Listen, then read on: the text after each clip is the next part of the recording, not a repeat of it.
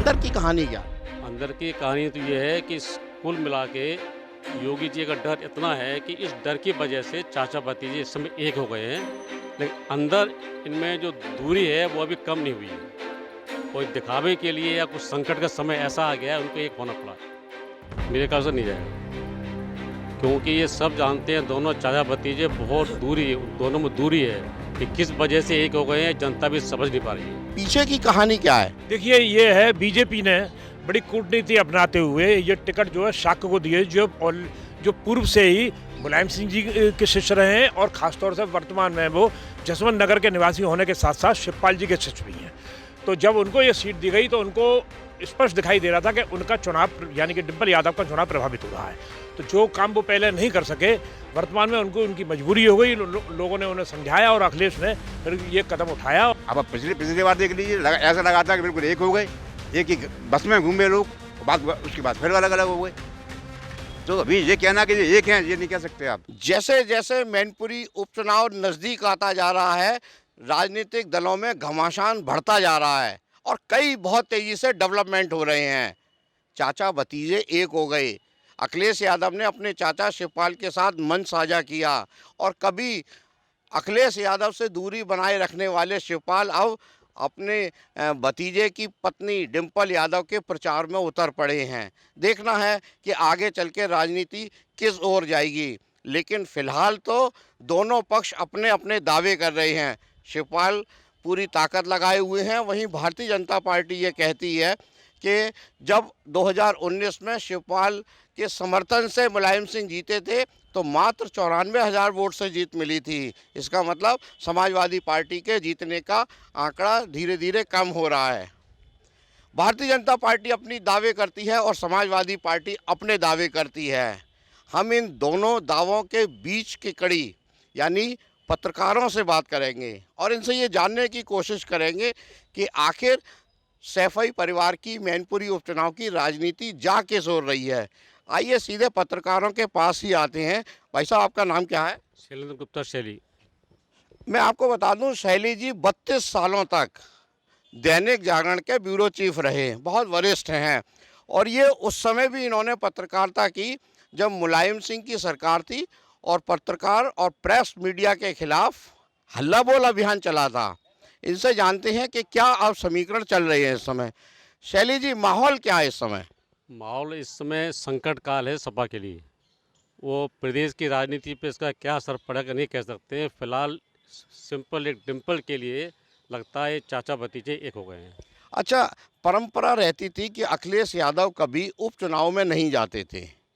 आज हालत ये है कि पूरा सैफई कुनबा मैनपुरी घर घर में जा रहा है, लोगों के दरवाजे खटखटा रहा है। तो ये बदलाव कैसे?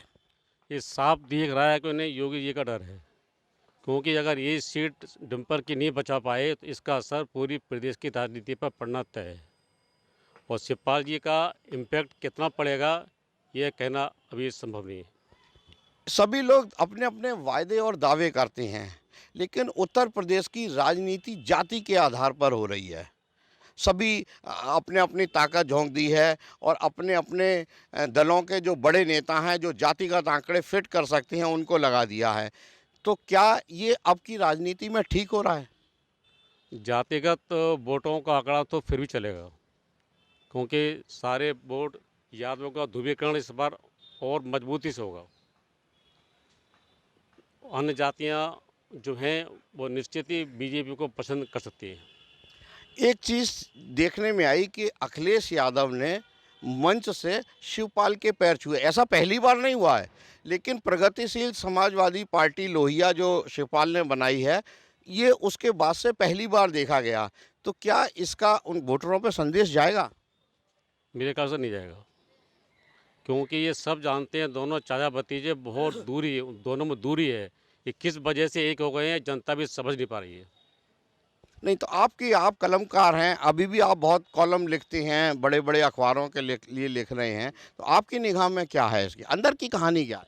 अंदर की कहानी तो ये है कि कुल मिला के योगी जी का डर इतना है कि इस डर की वजह से चाचा भतीजे इस समय एक हो गए हैं, लेकिन अंदर इनमें जो दूरी है वो अभी कम नहीं हुई है। कोई दिखावे के लिए या कुछ संकट का समय ऐसा आ गया है, उनको एक होना पड़ा है। यानी कि एक तरह से सपा के लिए जीवन मरण का प्रश्न है। निश्चित ही। चलिए अभी मैं आपसे और बात करूंगा। आपका क्या नाम है? राकेश शर्मा, राष्ट्रीय सहारा।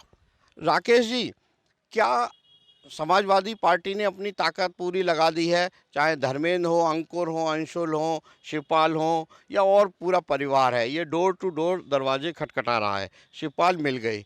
भारतीय जनता पार्टी की तरफ से क्या अपर्णा यादव चुनाव प्रचार में आएंगी?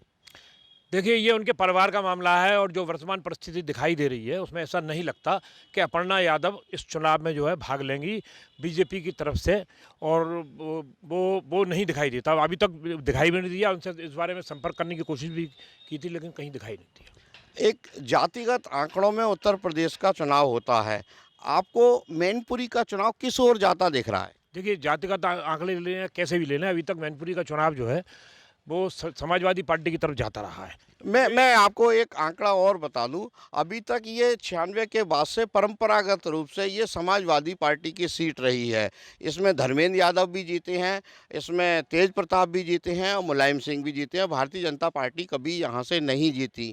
लेकिन पिछले जो चुनाव 2022 में विधानसभा के चुनाव हुए थे, इसमें 5 विधानसभा हैं और 5 विधानसभाओं में से 2 विधानसभा भौगांव और मैनपुरी सदर ये भारतीय जनता पार्टी ने समाजवादी पार्टी से छीन ली। अब समाजवादी पार्टी का 3 विधानसभाओं में गढ़ है इस समय, किसनी और करहल और सबसे मुख्य जसवंत नगर। अब शिवपाल आ गए हैं, तो इस पूरे समीकरण पर भारतीय जनता पार्टी कैसे आगे बढ़ रही है और क्या असर पड़ेगा? देखिए, ऐसा है कि ये परंपरागत सीट जो है समाजवादी पार्टी की थी और वर्तमान में ये परंपरागत सीट मुलायम सिंह परिवार की मानी जाती है, मुलायम सिंह जी की मानी जाती है। जो चुनाव में उतनी है समाजवादी पार्टी की तरफ से, वो भी मुलायम सिंह परिवार की ही पुत्रवधू हैं। और देखिए, उनको एक सहानुभूति पूर्वक वोट मिलने की पूरी संभावना है। जो थोड़ा सा एक मैसेज समाज में जो गया था कि इन लोगों में विघटन हो गया है, लेकिन अब जो है जो इन शिवपाल जी ने जो रोल अदा किया है फिलहाल, उससे ऐसा लगने लगा है कि नहीं, अब इनमें फिर एका हो गया है। जनता बहुत सीधी सादी होती है, जनता बहुत भोली होती है। जनता में जो मैसेज गया है वो यही लगा है कि अभी इस परिवार में एका हो गया है। उसका लाभ निश्चित ही समाजवादी पार्टी को मिलने की संभावना है। जहाँ तक जीत हार की बात है वो भविष्य के घर में। जीत हार तो 8 तारीख को, 8 दिसंबर को पता लगेगा, लेकिन अंदर की कहानी क्या है? आप कलमकार हैं, आप तो अंदर की पूरी खबर रखते हैं, आप अपने उसी हिसाब से आप खबरें बनाते हैं। बहुत सी चीज़ें पर्दे के पीछे होती हैं और बहुत सी चीज़ें पर्दे के आगे होती हैं। हम आपसे पर्दे के पीछे की कहानी जानना चाहते हैं कि आखिर ऐसी क्या मजबूरी आ गई कि अखिलेश यादव को अपने चाचा को मनाना पड़ा, और जो काम मुलायम सिंह के जीते जी नहीं हुआ वो मुलायम सिंह के निधन के बाद परिवार एक हो रहा है। आखिर इसके पीछे की कहानी क्या है? देखिए, ये है बीजेपी ने बड़ी कूटनीति अपनाते हुए ये टिकट जो है शाक्य को दिए, जो पूर्व से ही मुलायम सिंह जी के शिष्य रहे हैं और ख़ासतौर से वर्तमान में वो जसवंत नगर के निवासी होने के साथ साथ शिवपाल जी के शिष्य भी हैं। तो जब उनको ये सीट दी गई तो उनको स्पष्ट दिखाई दे रहा था कि उनका चुनाव यानी कि डिम्पल यादव का चुनाव प्रभावित हो रहा है। तो जो काम वो पहले नहीं कर सके, वर्तमान में उनकी मजबूरी हो गई। लोगों ने उन्हें समझाया और अखिलेश ने फिर ये कदम उठाया और उनको ये कदम उठाने के लिए मजबूर होना पड़ा कि उन्होंने शिवपाल को अपने संग मिलाया, चाहे वो पाँव छुए, सम्मान दिया। और ये अलग बात है, लेकिन ये सही बात है। एक मैसेज जो है समाज में वो अभी भी यही है जो कि इनमें शिवपाल जी में और इनमें वो अंदरूनी एका नहीं है। तो जो शिवपाल जी के जो समझदार वोटर हैं वो आज भी शाक्य की तरफ मुड़ने की पूरी संभावना है। खासतौर से जो शाक्य वोटर हैं, जो परंपरागत रूप से बीजेपी से छोड़कर इनसे जुड़ गए थे, समाजवादी पार्टी से जुड़ गए थे, वो शाक्य मतदाता अब इस समय जो है बीजेपी की तरफ जाने की पूरी संभावना है। आपका क्या नाम है? द्विजेंद्र मोहन शर्मा। द्विजेंद्र जी, आप समाजवादी पार्टी की बीट बहुत लंबे समय से कवर करते हैं। ये एक अलग सा चुनाव हो रहा है जो मुद्दा वहीन है। बिजली, पानी, सड़क सुरक्षा, चिकित्सा, शिक्षा, महिला सुरक्षा की कोई बात नहीं हो रही है। समाजवादी पार्टी एक बात कहती है कि वो मुलायम सिंह की सद्भावना, उनको श्रद्धांजलि देने के लिए वोट करें। भारतीय जनता पार्टी ये चाहती है कि वो किसी भी तरह से इस सीट को हथियाए। तो चुनाव कैसे जा रहा है ये? चुनाव बहुत कशमकश स्थिति में है। जहाँ तक हम सपा की बात करें, सपा ये चाहती है कि मुलायम सिंह की सहानुभूति श्रद्धांजलि के नाम पर हम जनता से एकत्रित कर लें। उसके पास केवल इस समय एक ही मुद्दा है, इसीलिए उसने डिम्पल यादव को चुनाव मैदान में उतारा है कि डिम्पल के नाम पर, उनकी पुत्रवधू के नाम पर शायद जनता सहानुभूति दिखाते हुए उनको विजयश्री दिला दे। लेकिन वहीं बीजेपी की बात की जाए तो बीजेपी ने ही उनके ही पुराने सिपह सालार रघुराज सिंह साहब को प्रत्याशी बनाकर मैदान में एक चुनौती खड़ी कर दी है और वो चुनौती उनको भारी पड़ रही है। इसीलिए ये सब सपा का कुनबाजू है, किसी प्रकार अपनी अस्तित्व को बचाने के लिए एक बार एक साथ मंच पर खड़ा होकर और मुलायम सिंह की सहानुभूति और श्रद्धांजलि की दुहाई देकर विजयश्री हासिल करना चाहता है। एक चीज़ जानना चाहते हैं हम आपसे, कलमकार हैं आप, बहुत कॉलम लिखते हैं, बड़े एक मीडिया संस्थान से जुड़े हुए हैं, प्रिंट के, मैं नाम नहीं लेना चाहता, लेकिन जब डिम्पल यादव कन्नौज से चुनाव लड़ी थी और डिम्पल यादव एक बार 2009 में उपचुनाव फिरोज़ाबाद से भी लड़ी थी, तो क्या इसी तरह से ही समाजवादी पार्टी ने अपने परिवार के सभी लोगों को कैंपेन के लिए उतारा था और अब ऐसा क्यों हो रहा है? देखिए, जब फिरोजाबाद से चुनाव लड़ी थी तो उस समय अमर सिंह भी इनके विरोध में आ चुके थे। किसके विरोध में? डिम्पल यादव के विरोध में आए थे और पूरा अस्तित्व उन्होंने दांव पर लगा हुआ था सपा का। उस समय डिम्पल यादव का ये पहला चुनाव था, राजनीति में उन्होंने प्रवेश किया, लेकिन वो यहाँ राज बब्बर के सामने उस चुनौती को स्वीकार नहीं कर पाई और यही स्थिति उनकी कन्नौज में रही। कन्नौज में एक बार जरूर वो उनकी सपा सरकार थी जो निर्विरोध सांसद बन गई, लेकिन उसके बाद वो जनता ने उनको नकार दिया। पिछले 2019 के चुनाव में वहाँ से भाजपा ने सीट ली और इस बार भी वो भाजपा कुनबा भले ही एक हो गया हो, भाजपा कुनबा ये मानकर समाजवादी पार्टी चाचा भतीजे एक हो गए हैं और भारतीय जनता पार्टी अब अपने आक्रामक रूप में आ रही है। हाँ, आक्रामक रूप में आई है। उन्होंने 6 मंत्रियों को विशेष रूप से वहाँ तैनात किया है कि वो चुनाव प्रचार की कमान संभाले हुए हैं और वो काफ़ी भारी स्थिति में हैं, क्योंकि अगर चुनावी समीकरण वहाँ का देखा जाए तो इनके पास यादव और मुस्लिम वोट जो है वो अवश्य अधिकतम इन्हीं के पास है, इन्हीं के समर्थन में जाएगा, लेकिन बाकी वोट जातियों का वोट जो है भारतीय जनता पार्टी अपने पक्ष में एकत्रित करने के लिए माहौल बना रही है। तो इसीलिए वो कभी भी एक चुनौती के रूप में सामने आ सकती है। इसीलिए कहा नहीं जा सकता क्या समाजवादी पार्टी अपना अस्तित्व यहाँ बचा पाने की स्थिति में है कि नहीं है। अभी ये सब गर्व चुनावी गर्व में है। आप इधर आएंगे प्लीज़, क्या नाम है आपका? महेंद्र शर्मा। महेंद्र जी, आप बहुत बड़े संस्थान में लिखते हैं और लगभग 30 साल आपको तजुर्बा हो गया।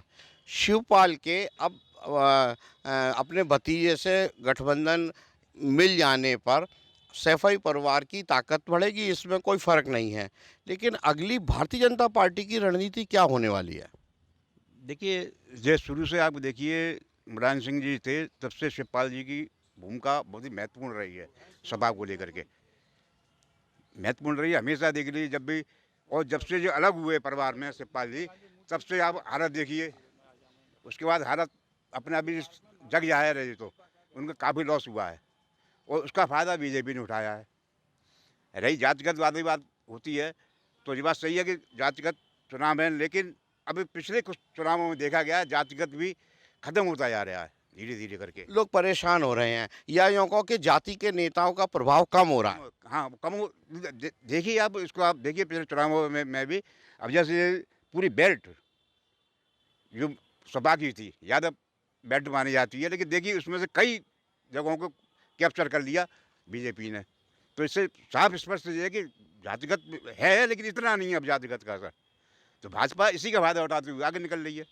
अब दोनों में जो आज दिख रहा है वो अंदर से है या बाहर से है, मतलब आपको शक अभी है कि ये दोनों जो चाचा भतीजे एक हुए हैं, ये अभी अंदर से कुछ संशय है इस पे। बिल्कुल संशय है। अब आप पिछली पिछली बार देख लीजिए, ऐसा लगा था कि बिल्कुल एक हो गए, एक ही बस में घूमे लोग, और उसके बाद फिर अलग अलग हो गए। तो अभी ये कहना कि ये एक हैं, ये नहीं कह सकते आप, क्योंकि शिवपाल सिंह मुलायम सिंह को सब कुछ मानते थे, उनका निधन हुआ है और उनके परिवार की ही बहू खड़ी हुई है। ये लेकर के हो सकता है कि मतलब ये कि साथ संग आ गए हैं, लेकिन ये संग नहीं है ये बिल्कुल भी। शैली जी, एक चीज़ आपसे जानना चाह रहे हैं कि भारतीय जनता पार्टी की, आगे आए please, Bharatiya Janata party Yadav vote bank में सेंधमारी करने के लिए हर तरह का अपना प्रभाव डालना चाहती है। मैं आपको उदाहरण देता हूँ। मुलायम सिंह के समधी हरिओम यादव भारतीय जनता पार्टी में आ गए। मुलायम सिंह की पुत्र वधू अपर्णा भारतीय जनता पार्टी में आ गई। मुलायम सिंह के एक और रिश्तेदार अनुजेश, जो धर्मेंद्र यादव के बहनोई हैं, वो भारतीय जनता पार्टी में आ गए। तो क्या एक ये नई राजनीति जिसमें जातियों में विभाजन की भारतीय जनता पार्टी ने शुरू की है? निश्चित ही इस बात में दम है कि बीजेपी अब हर जाति के वोटों के अलावा यादव वोटों में भी सेंध मारने की भरसक कोशिश कर रही है, और इसमें कितना सफल होंगे बीजेपी वाले नहीं कह सकते, लेकिन बीजेपी को हर वर्ग का वोट मिलेगा, ये तय है। राकेश जी, जातिवाद की बातें हो रही हैं, मैं आपको क्रम बताता हूँ। पूरे मैनपुरी लोकसभा में सबसे अधिक यादव मतदाता हैं, लगभग ऐसा 4.5-4.40 की बताई जाती है, 3.5 शाह के बताए जाते हैं। फिर नीचे आते हैं तो ठाकुर मतदाता है, ब्राह्मण है, मुस्लिम है, दलित है। मायावती ने इस बार अपना कैंडिडेट खड़ा नहीं किया और लगभग 1,30,000 के आसपास बसपा का वोट है। आपका क्या आकलन कहता है? क्योंकि जितने भी राजनीतिक दलों से हम मिलते हैं, वो अपनी अपनी बातें करते हैं। ये वोट किधर जाएगा? ये स्वेच्छा से वोट देगा, मायावती के इशारे का इंतजार करेगा, या ये सपा में देगा? देखिए, ये तो बात तो सही है कि ये वोट जो है हमेशा मायावती के इशारे का इंतजार तो करता ही है, लेकिन मायावती इशारा नहीं करेंगी देंगी तो ये अपनी अपनी मर्जी से वोट देंगे। इसमें कुछ लोग जो है ऐसा नहीं है कि समाजवादी पार्टी की तरफ से बिल्कुल वोट नहीं जाएगा, कुछ वोट समाजवादी पार्टी की तरफ भी जाने की संभावना है। बाकी अधिकांश वोट जो है बीजेपी की तरफ जाने के पूरे पूरे चांस हैं, अगर मायावती को इशारा नहीं करती हैं तो। दुजेन जी, एक चीज़ बताएं कि ये सीट परंपरागत मुलायम सिंह जीतते रहे। मुलायम सिंह इतने बड़े कद के नेता थे कि उनको ब्राह्मण भी लोग वोट देते थे, शाक्य भी देते थे, यादव भी देते थे, दलित भी देते थे। और इसमें कोई संदेह नहीं है कि मैनपुरी में बहुत विकास के कार्य हुए हैं, चाहे वो समाजवादी पार्टी ने कराए, मुलायम सिंह के अपने प्रभाव से हुए, बहुत विकास कार्य हुए हैं। तो क्या अब उस लेगेसी को डिम्पल यादव भी निभा पाएंगी? ये तो बहुत मुश्किल संभावना है इस बात की, क्योंकि मुझे जो वहाँ के सूत्रों से जानकारी मिली है कि वहाँ मुस्लिम लोग और आपके जो जो जाटव बंधु हैं, जो बसपा का परंपरागत वोट था, तो जो इनकी योजनाएं हैं सरकार की, उसका लाभ जो उनको मिला है, किसी का मकान बना है और किसी को जो राशन मिल रहा है, या इसके साथ एक फैक्टर और वहाँ से निकल के आ रहा है, लोगों की आवाज़ें साहब, इस दौरान भाजपा के शासनकाल में हमको गुंडागर्दी से निजात मिली है। तो इन सब चीज़ों को भी देखा जा रहा है। तो हमको तो ये लग रहा है कि उनके भी परंपरागत वोट में कहीं ना कहीं सेंध और लग रही है कि वो जातिगत के आधार से लोग हट के सरकार की विकास और अपनी आम सुरक्षा को ध्यान रखते हुए बीजेपी के समर्थन में लोग खड़े हो रहे हैं।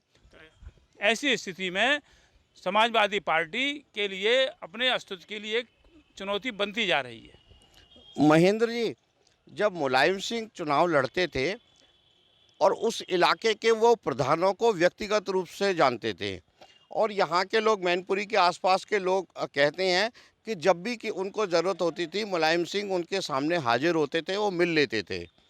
अब ये चर्चाएं होने लगी हैं कि क्या डिम्पल भी उतनी सहजता से अपने क्षेत्र के लोगों के लिए उपलब्ध होंगी, या कहीं गैप बनेगा? देखिए, गैप बनेगा, क्योंकि मुलायम सिंह एक दूसरे क्योंकि मैं इसलिए सवाल उठा रहा हूँ, रघुराज शाह के अपने कैंपेन में ये लगातार बात उठा रहे हैं कि मैं हर समय रात को आप मुझे 2 बजे भी फ़ोन करेंगे, क्योंकि वो भी 2 बार इटावा से लोकसभा सदस्य रहे हैं, एक बार विधानसभा सदस्य रहे हैं। वो ये बात लगातार उठा रहे हैं हर भाषण में कि मैं आपके लिए सहजता से उपलब्ध हूँ, कभी भी आप मुझे बात कर सकते हैं, 2 बजे फ़ोन करें। अगर डिम्पल को आपने यहाँ से चुन के भेज दिया, वो आपको मिलेंगी नहीं। इसमें क्या सच्चाई है? देखिए, मुलायम सिंह जी दूसरे तरीके के नेता थे। वो हमेशा ज़मीन से जुड़े रहे, ये उनकी खासियत थी। इसी कारण उनका परचम लहराता रहा। इन लोगों में इतनी बात नहीं है। आप इनके पुराने जो अभी अखिलेश जी पहले यहाँ के वो थे, वहाँ देख लीजिए, वहाँ चुनाव जीतने के बाद जो वहाँ जाना ही पसंद नहीं किया उन लोगों ने। तो इससे ये कहना कि उस तरीके से काम करेंगे, ये तो नहीं कर पाएंगे, जो मुलायम सिंह जी इस तरीके से काम करते थे। तो ये है मैनपुरी का सूरत हाल। किसको मिलेगी हार और किसको मिलेगी विजय, इसका करना होगा थोड़ा इंतज़ार। कलमकारों की ये राय थी कि ये चुनाव अभी कशमकश होने वाला है। सुधीर शर्मा, फिरोज़ाबाद, यूपी तक।